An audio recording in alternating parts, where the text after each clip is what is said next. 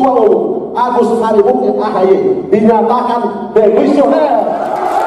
Sebuah perebutan kepemimpinan yang tidak terpuji.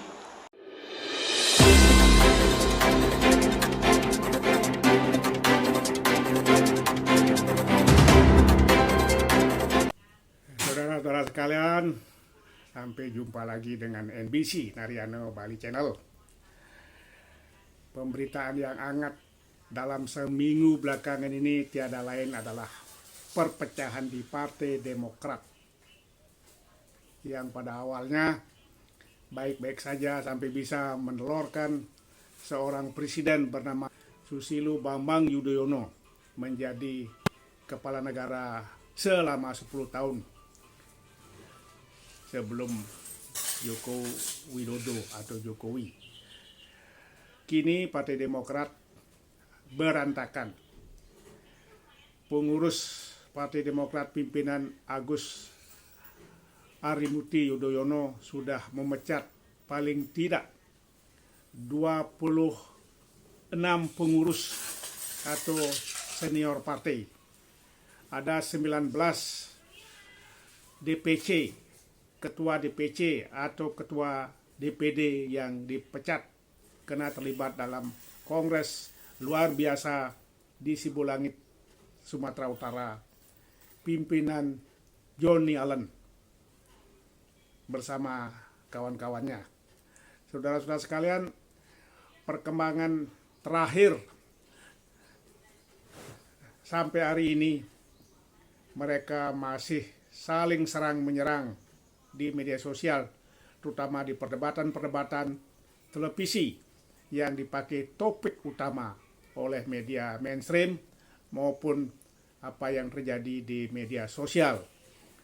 Sejumlah YouTube dan podcast juga menggarap berita Partai Demokrat karena ini merupakan berita yang menarik terutama di bidang politik di balik kondisi wabah COVID-19 masih melanda negeri ini.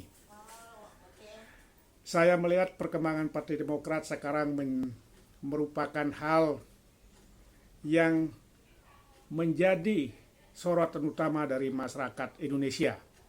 Mungkin akibat dari terlibatnya mantan Presiden Susilo Bambang Yudhoyono dalam perpecahan partai ini.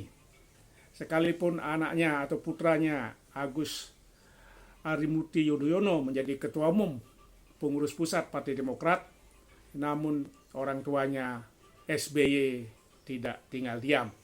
Sebab SBY adalah ketua majelis tinggi partai, di mana SBY secara pribadi ingin menggolkan atau mengangkat putranya sebagai pewaris tunggal dari Partai Demokrat.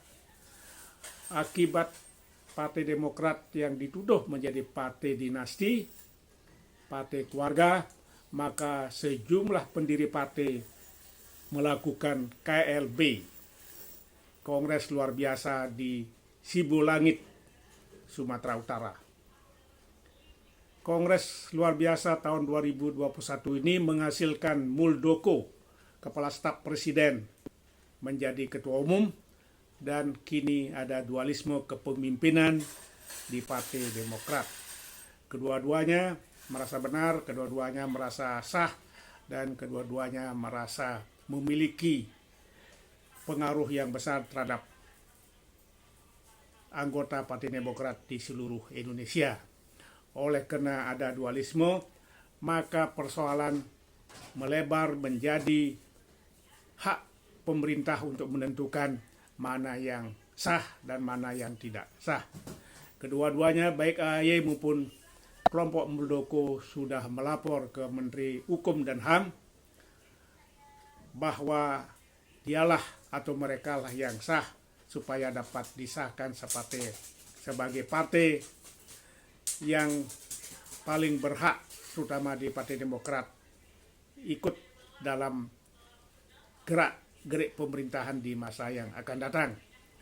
Siapa yang nanti akan direkomendasi oleh Menkumham tentu akan didasari dengan fakta-fakta legalitas yang benar, mana yang benar, apakah hasil Kongres Jakarta tahun 2020 yang menunjuk AHY sebagai Ketua Umum, atau hasil Kongres luar biasa di Sibulangit yang menelurkan Muldoko sebagai Ketua Umum. Saudara-saudara, perpecahan partai di Indonesia sudah sering terjadi. Dan ini kelihatan yang paling seru, paling viral, dan lain sebagainya, kena pengaruh media sosial juga. Akibat adanya media sosial, maka seluruh rakyat, siapapun juga yang senang dengan berita politik akan mengetahui perkembangan Partai Demokrat terakhir. Sebab pengaruh media sosial cukup tinggi di kalangan masyarakat biasa, apalagi di kalangan masyarakat menengah dan atas. Saudara-saudara, saya kira itu perkembangan terakhir, di mana tidak ada berita yang menonjol selama seminggu ini kecuali debat-debat mengenai pro dan kontra kepengurusan pusat Partai Demokrat. Mudah-mudahan cepat selesai dan kondisi kita mulai damai dan aman, dinamis, sehingga kita lebih fokus menghadapi COVID-19 yang belum selesai. Sekian saudara-saudara, salam NBC Narayana Bali Channel.